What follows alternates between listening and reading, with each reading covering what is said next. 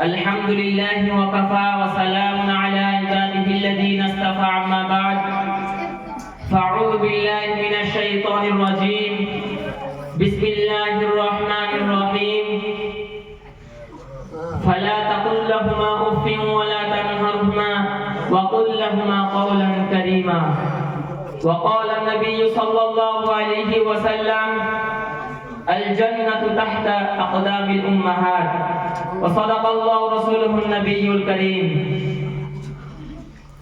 پیارے دوستوں، آج کی اس مبارک مجلس میں میری تقریر کا عنوان والدین کا مقام ہے۔ اللہ پاک مجھے اخلاص کے ساتھ بولنے اور ہم سب کو اس پر عمل کرنے کی توفیق عطا فرمائے۔ خدا بندے قدوس نے کلام پاک میں فرمایا تم اپنے والدین کو اف تک مت کہو، نہ انہیں جھڑکو، ان سے نرمی کے ساتھ بات کرو۔ حدیث میں نبی کریم صلی اللہ علیہ وسلم نے فرمایا جنت ماں کے قدموں میں ہے۔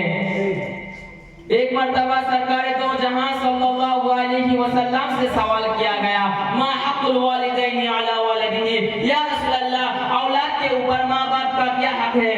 تو آپ صلی اللہ علیہ وسلم نے فرمایا ہما جنت کا و نار کا، وہ دونوں تیری جنت اور دوزخ ہے، یعنی اگر تم ان کی اطاعت اور فرما برداری کی تو تم جنت میں جاؤ گے، اور اگر تم ان کو ستایا، ان کی نافرمانی کی تو تمہارا ٹھکانہ جہنم ہوگا۔ حدیث میں آتا ہے اگر کوئی نیک اولاد اپنی ماں باپ کی طرف پیار و محبت کی نظر سے دیکھے تو اللہ پاک ایک مرتبہ دیکھنے سے حج مقبول کا ثواب عطا فرمائے گا۔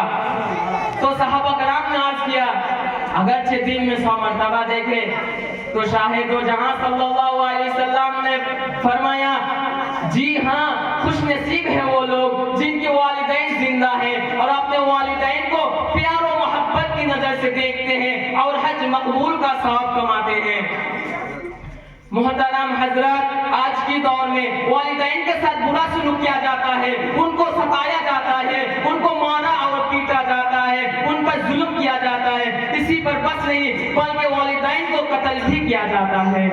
افسوس خدا افسوس، والدین کے ساتھ ہمارا یہ معاملہ کتنا بھیانک اور بدترین جرم ہے۔ حدیث شریف میں آتا ہے کہ اللہ تبارک تعالیٰ نے فرمایا جس شخص سے اس کے والدین راضی ہو میں بھی اس سے راضی ہوں۔ حدیث میں آتا ہے والدین کی دعا اولاد کے حق میں قبول ہوتی ہے۔ حدیث میں آتا ہے والدین کا نافرمان بہت بڑا گناہ ہے۔ حدیث میں آتا ہے اللہ پاک کی رضامندی والدین کی رضامندی میں ہے، اللہ پاک کی ناراضگی والدین کی ناراضگی میں ہے۔ حدیث میں آتا ہے والدین کے نافرمان شب برات جیسی اہم رات میں مغفرت اور رحمت سے محروم کر دیا جاتا ہے۔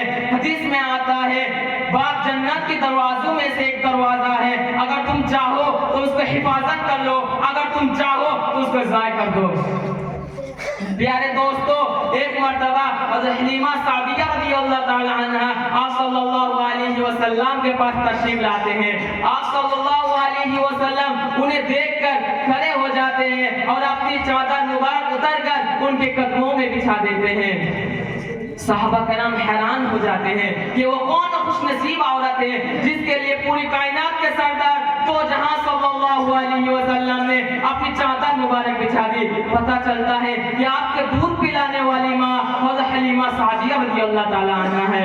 اندازہ لگائے شہنشاہ تو جہاں صلی اللہ علیہ وسلم نے کتنی عزت و ابرو سے ماں کو نوازا ہے۔ حضرت ویس قرنی رضی اللہ تعالی عنہ کو دیکھیں، اپنی ماں کی بیماری اور خدمت کی وجہ سے پوری زندگی آپ صلی اللہ علیہ وسلم کی خدمت میں حاضر نہ ہو پائے، تو آپ صلی اللہ علیہ وسلم کو ان کی عادت اور طریقہ اتنا پسند آتا ہے کہ صحابہ کے سامنے ان کی تعریف فرماتے اور نیز صحابہ سے فرماتے اگر تمہاری ملاقات ان سے ہو جائے تو رحمت کی دعا کرانا۔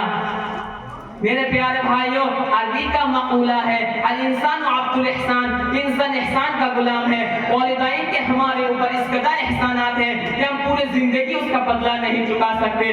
بچہ پیدا ہونے سے پہلے مسلسل 9 مہینے تک ماں حمل اٹھائی پھرتی ہے، اس کے چلنے پھرنے जागने, खाने, सोने, यहाँ तक कि हर चीज का निजाम दरहम पर हम हो जाता है। ना वो दौड़ सकती है, ना वो कूद सकती है, ना मनपसंद खाना खा सकती है, ना मीठी नींद सो सकती है। जब बच्चा पैदाइश का वक्त आता है तो दर्द माँ को इतना दर्द पाता है कि उसका अंदाजा माँ के सिवा कौन लगा सकता है। न जाने कितनी माएं इस दर्द को बर्दाश्त नहीं कर पाते और बच्चे के खातिर अपनी जान तक कुर्बान कर देती है।